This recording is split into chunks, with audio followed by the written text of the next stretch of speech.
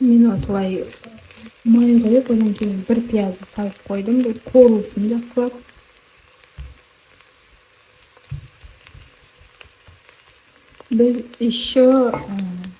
Бүгін біз күріш сорпасы демекпін. Картошка жуылған және 2 рет жуылған күріш, томат және тұз.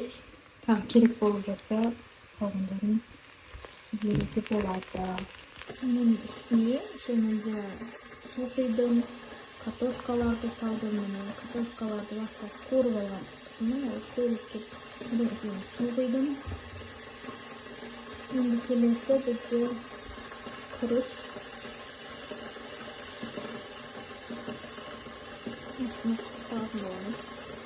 Міне мен күрішті салып, енді бұл қайнағанын күтетін боламыз. Сосын дәмдеуіштерін, барлық өздеріңіз қалаған жаңағы дәмдеуіштердің барлығын қоса аласыздар. Және сонымен қатар тұз қосу керек. Сосын мен дәл қазір бетін жауып қоймақшымын. Вот, достар, міне менде сорпа дайын болды. Міне осындай болып шығады. Астарыңыз дәмді болсын. Қыстың суығында жылылығымызды жоғалтпайық. Сау болыңыздар.